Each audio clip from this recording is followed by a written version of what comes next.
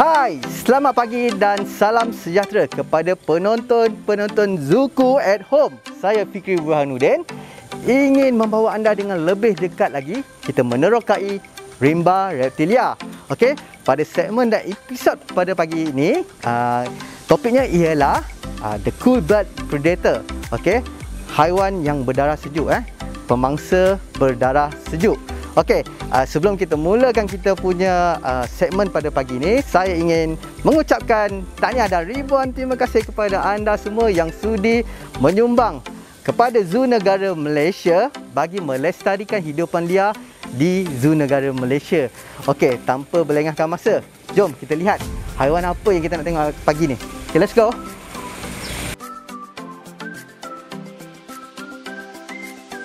Okey, sekarang ni saya dah berada di belakang ataupun di dalam kawasan pameran. Ini adalah spesies ular yang terpanjang di dunia, iaitu Reticulate python ataupun ular sawa batik. Okey, ular ini panjangnya boleh melebihi daripada 5 meter. Okey, yang terpanjang setakat ni kita pernah jumpa sehingga 7 meter. Ular sawa batik ni, tengok kita lihat badannya sangat cantik, sangat cantik, panjang. Okey, berkilat.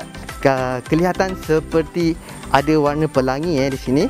Ular ni berasal daripada Southeast Asia ataupun Asia Tenggara, termasuk negara kita sendirilah, Malaysia. Okey, ular sawa batik ni ia tidak berbisa, tapi ia mempunyai struktur gigi yang seperti gergaji.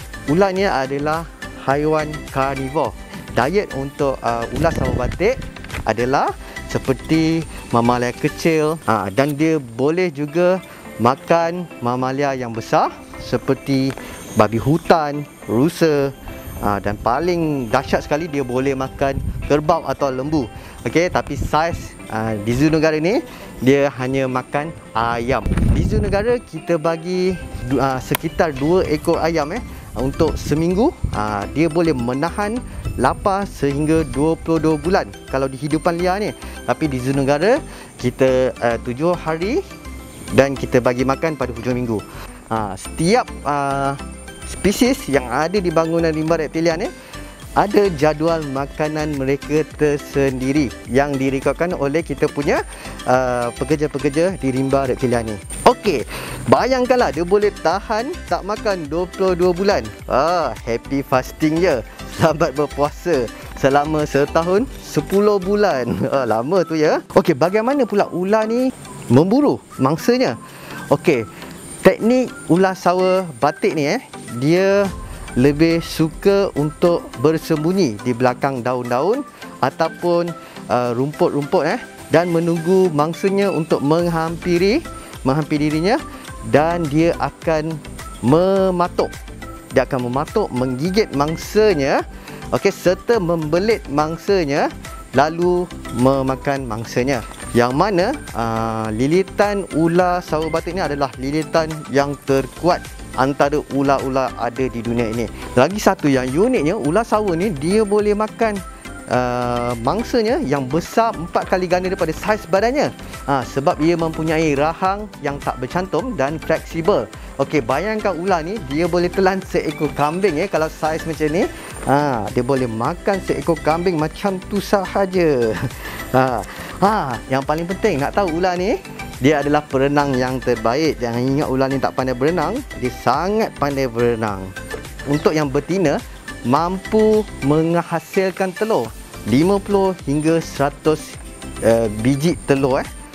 Sebelum tu saya nak bagi tahu, okey, anggaran berat untuk ular sawa batik yang ada di zoo negara ni adalah sekitar 60 kg. Yang berat ni, okey, yang panjang ni, ada nama gelarannya di sini. Kalau anda semua datang ke zoo negara, melawat ke rimba reptilia kita, jumpa kita punya ular sawa batik ni, panggillah dia, nama dia Ramping. Okey, ini adalah spesies ular yang kedua kita pada pagi ni. Okey, ini adalah ular albino Burmese python ataupun ular sawa Burma albino. Okey, nampak tu warna dia kuning dan putih. Okey. Ular sawa Burma albino ini ia berasal daripada Asia Tenggara, merangkumi negara Burma dan juga Thailand. Okey, kalau kita lihat warna dia putih dan kuning. Okey, ini disebabkan ular ini adalah ular albino. Okey, anda semua pernah lihat tak macam mana warna ataupun rupa ular Sawa Burma kita? Tapi hari ini saya tak dapat tunjukkan. Nanti anda datang ke Zoo Negara boleh lihat sendiri macam mana kita punya ular Sawa Burma kita. Okey, Burmese python kita yang ada di rimba reptilia ni. Okey, so hari ni pagi ni saya nak sharekan berkenaan dengan ular Sawa Burma albino yang warna kuning dan putih. Okey, albino merupakan keadaan di mana ular tersebut tidak mempunyai enzim melanin di dalam kulitnya disebabkan jin resesif. Anda tahu apabila jantan dan betina ular Sawa Burma melakukan pembiakan, maksudnya sepasang ular Sawa Burma yang normal, ia berkemungkinan mendapatkan baka ataupun anak ular Sawa albino. Maksudnya ibu dan ayah dia normal, anak dia mungkin berwarna kuning dan putih. Okey, manakala jika pasangan ular tersebut ialah albino Burmese python, ia melakukan pembiakan, maksudnya mak dan ayah dia adalah albino, ia tidak akan mendapatkan baka yang bercorak ular Sawa Burma yang normal. Kalau mak ayah dia kuning dan putih ni, dia melakukan pembiakan, okey, anak dia tak akan sama seperti ular Sawa Burma normal. Okey, saya rasa anda semua rasa ular ni makan apa? Okey, sama juga ular Sawa Burma kita ni, ular Sawa Burma albino kita ni adalah carnivore. Okey, di Zoo Negara kita beri dia makan. Okey, kalau yang besar kecil kita bagi dia makan mais. Kalau besar kita bagi makan ayam. Sama juga dia ada jadual pemakanan dia pada setiap minggu. Okey, jom kita tengok pula ular yang berbisa. Saya nak tunjukkan ular yang berbisa ataupun separa berbisa. Jom kita saksikan ular apakah ini. Jom. Okey, sekarang saya dah berada di dalam kawasan. Nampak ni dua ekor ni, hitam ni. Sangat comel ke? Sangat cantik ke? Sangat Okey, sebenarnya dia adalah ular yang berbisa, berbahaya. Ini adalah ular tedung senduk ataupun monocle cobra. Okey, nampak kelihatan dia seperti spitting cobra. Oh, bukan Okey, yang membezakan antara spitting cobra dan monocle cobra ni, kita boleh lihat warna dia. Untuk spitting cobra, warna dia hitam keseluruhan badannya. Manakala kita punya ular tedung senduk ataupun monocle cobra ni, ia berwarna cerah di bahagian bawah badannya serta mempunyai tanda ataupun huruf seperti O di belakang kepalanya. Okey, ular ni sangat berbisa. Okey, dia adalah venomous snake. Okey, dia adalah haiwan karnivora yang makan daging mamalia kecil seperti tikus, arnab, tupai dan burung. Untuk habitat asal, dia mendiami di kawasan yang berdekatan dengan kawasan perairan seperti kawasan sawah padi, kawasan sungai. Okey, dia suka tinggal ataupun mendiami kawasan yang berhampiran dengan air. Ia akan memburu mangsanya pada waktu siang, terutamanya pada waktu awal pagi, waktu subuh. Dia aktif untuk mencari mangsanya. Okey, apabila ia berasa terancam, okey, ular ni akan menegakkan badannya dan mengembangkan kepalanya untuk memberi amaran kepada pemangsanya, dan ia akan mematuk serta mengeluarkan bisa melalui taringnya. Sekejap lagi saya nak tunjukkan haiwan top 3. Seingat saya dia adalah spesies ular yang kedua paling berbisa di negara ini. Nak tengok ular apa? Jangan sangka ular tu tak berbisa, bahaya. Okey, jom kita tengok ular apa.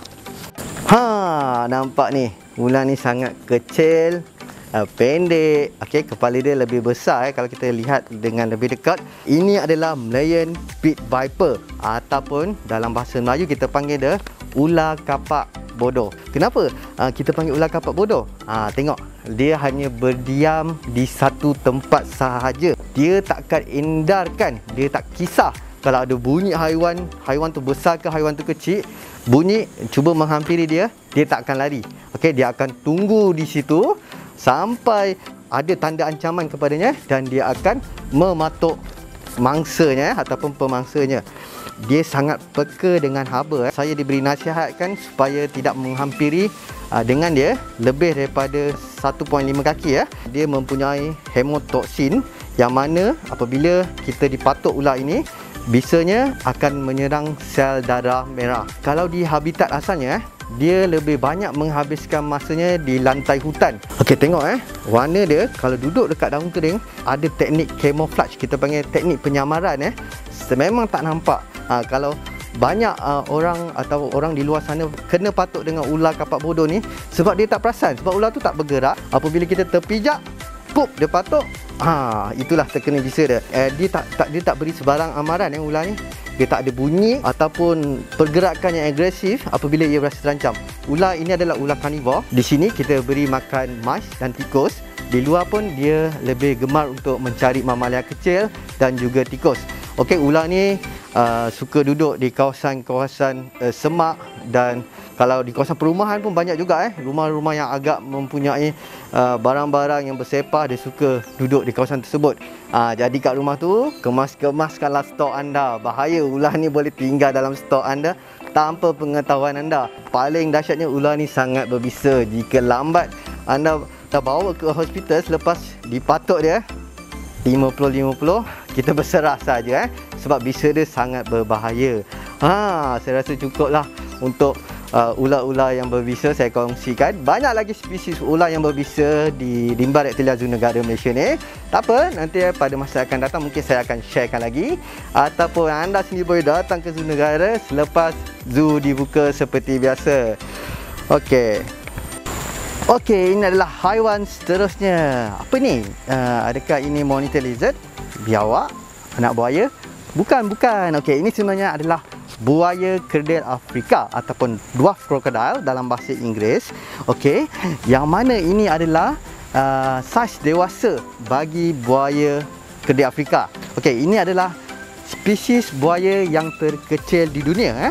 Yang mana buaya kerdil Afrika ni adalah haiwan karnivora ataupun karnivor. Ia memakan mamalia kecil seperti tikus, memerang. Okey, dia boleh makan amphibian juga, dia makan katak dan juga dia makan insect ataupun dia makan serangga. Ia aktif pada waktu malam. Ia adalah haiwan nocturnal yang mana ia akan keluar memburu pada waktu malam. Dia akan duduk di dalam air dan menunggu mangsanya, menghampirinya, dan menggunakan kekuatan rahang dan giginya untuk membaham mangsanya. Okey, untuk buaya kerdil Afrika ni kita akan beri dia makan ayam hari ni. Okey, winner chicken dinner. Okey, biasanya kita akan bagi seminggu dalam sekitar 7 hingga 10 kilo ayam pada setiap minggu, ikut jadual yang telah ditetapkan. Ada jadual pemakanan untuk buaya kita di Zoo Negara ni. Dia bukan makan setiap hari. Buaya kerdil Afrika ni, ia gemar membuat lubang ataupun membuat sarang di tebing-tebing sungai. Yang mana ia akan menggali lubang beberapa meter di tebing sungai untuk dia berehat, ataupun ia akan berehat di akar-akar pokok yang berada di dalam air ataupun tergantung di dalam air. Okey, untuk tujuan berjemur. Okey, selain tu untuk pengetahuan semua, dia boleh memanjat dahan ataupun pohon pokok yang rendah untuk tujuan berjemur. Memandangkan dia adalah haiwan yang berdarah sejuk, dia perlu untuk panaskan badannya. Sebelum ni kalau ada nampak buaya kat darat tu dia buka mulut, okey, sebenarnya dia nak sejukkan badan pula. Dia bila lama kat darat, so dia buka mulut untuk sejukkan badan dia. Dia buka mulut dia untuk burung datang, bersihkan gigi dia. Kerana kaki dia tak sampai untuk capai bahagian mulut buaya tersebut. Dia punya proses pengeramannya dipengaruhi oleh faktor suhu persekitaran. Jika suhu persekitaran itu sejuk, anak yang akan dihasilkan kebanyakan adalah buaya betina. Okey, apabila suhu persekitaran panas, maka anak yang akan dihasilkan lebih kepada buaya jantan. Okey, cukup. Lepas ni saya nak tunjuk lagi satu. Dia nampak macam buaya tapi dia bukan buaya. Okey, jom kita tengok apa dia. Nampak ni. Dia kelihatan seperti buaya tapi dia bukan buaya. Nampak sama tapi bukan. Okey, ini adalah caiman. Caiman merupakan sub keluarga kepada buaya. Dia bukan spesies buaya, dia lain daripada spesies buaya. Terdapat beberapa perbezaan antara caiman dan buaya, yang mana kita boleh lihat pebola mata yang ada pada caiman lebih menonjol dan besar. Okey. Muka lagi satu, bentuk shape ataupun bentuk mulut caiman berbentuk U seperti alligator, tetapi giginya mempunyai persamaan dengan gigi buaya. Kalau kita tengok shape bentuk gigi dia kalau macam senyum dia tu sama macam buaya estuarine crocodile ataupun buaya tembaga, tapi daripada atas kita tengok macam alligator pula. Seperti alligator vs croc. The cross jadi ni. Itu daripada segi fizikal tapi sebenarnya bukan alligator cross dengan buaya tembaga dapat caiman ni. Memang caiman dia fizikal dia ibarat campuran antara buaya dan juga alligator. Tengok tu.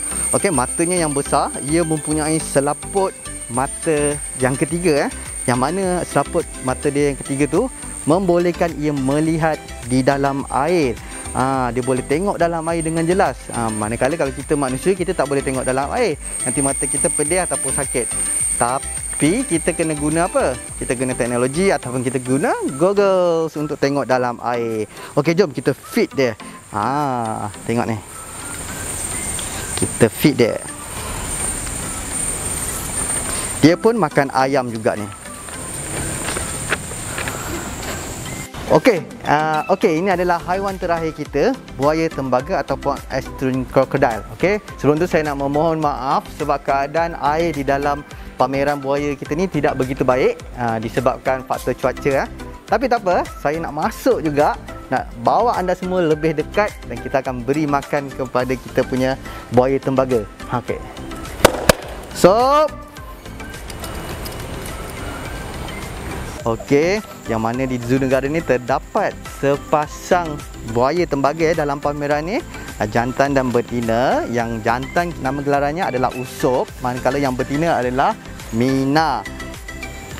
Untuk buaya tembaga ni ia berasal daripada Asia, yang mana di kawasan Malaysia, okey, di kawasan Thailand, Sarawak, okey, dan termasuk di Australia pun ada juga buaya tembaga ni. Okey, buaya tembaga ni ia mendiami kawasan perairan lah. Buaya ni dia hidup di kawasan air masin dan boleh masuk sehingga kawasan air tawar. Kebiasaannya apabila dia masuk ke kawasan air tawar tu lebih kepada mencari makanan ataupun untuk proses pengeraman telur di darat, dan dia akan buat sarang ataupun lindungi telurnya dengan menggunakan daun-daun kering. Ibu dia tak duduk dekat dengan telur, dia duduk jauh sikit untuk protect dia punya telur. Buaya ni dia boleh tahan nafas lebih daripada 1 jam. Lama, terlalu lama. Ia mampu mengawal degupan jantungnya 2 hingga ke 3 degupan dalam masa seminit. Okey, ini adalah contoh gigi buaya ni kat tangan saya ni. Untuk pengetahuan semua, ini adalah gigi Usop buaya tembaga ni, buaya tembaga jantan ni. Buaya ni gigi ni bukan saya pergi cabut. Okey, gigi ni memang akan gugur. Yang mana gigi buaya ni dia boleh gugur sehingga berapa? Okey, dia boleh gugur sebanyak 50 kali dalam sepanjang hayat dia. Untuk umur Usop dan Mina ni anggaran umur Usop di dalam rekod adalah sekitar 60 tahun yang mana dia boleh hidup sehingga 80 tahun. Dan panjang buaya boleh mencecah berapa meter sangat panjang. Untuk buaya tembaga ni adalah buaya yang terbesar. Buaya tembaga adalah buaya yang terbesar di dunia dan paling panjang. Okey, cukup. So, kita sambung beri makan kepada buaya tembaga kita. Okay, so sekarang kita bersama dengan kita punya zookeeper, penjaga buaya tersebut, Cik Arif. Okay, mana kita bagi ayam.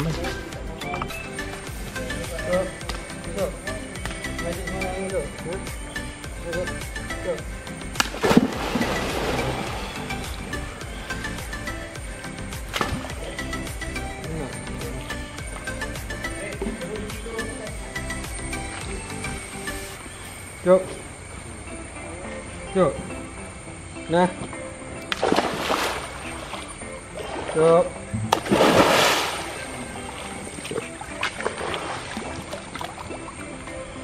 Yuk. Nah. Mandar. Tidur.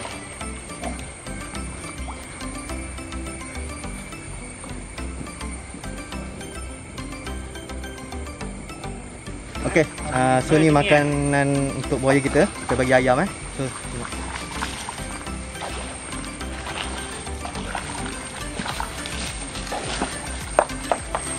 Stop. Stop.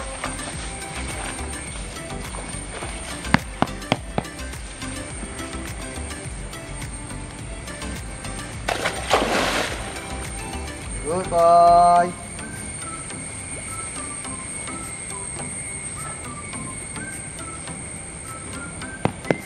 Stop.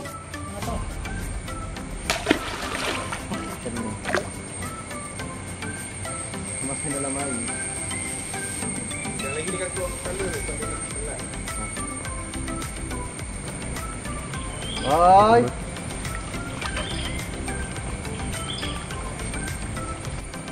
Stop.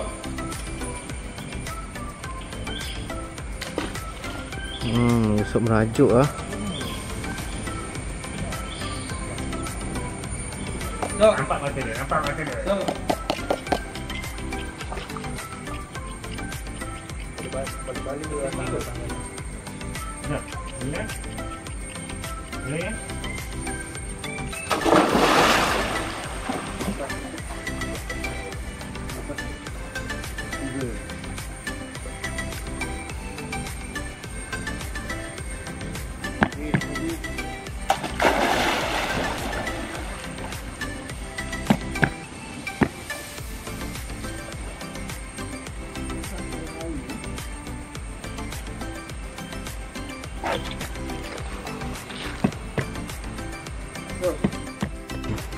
Okey, yang tadi tu adalah usuk jantan, dan kita akan beri makan kepada yang betina Minah. Okey, ini adalah satu kolam. Okey. So saya kena berhati-hatilah sebab saya berada di dalam pusat pameran buaya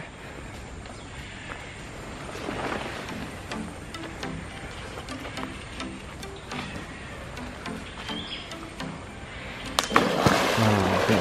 Cara buaya kita makan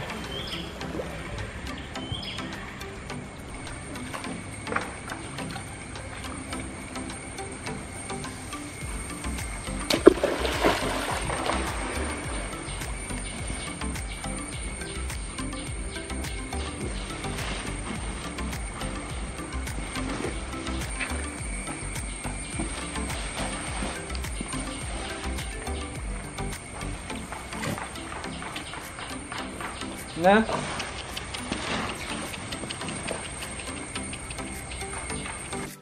Okey, sekarang saya bersama-sama dengan Cik Do.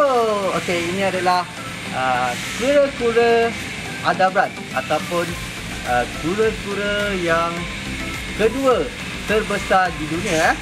Okey. Okey, sudah sampai di penghujung siaran.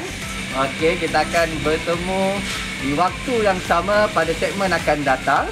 Okey, sebelum itu saya ingin memohon maaf kepada anda semua jika penyampaian saya terdapat kekurangan dan kesilapan.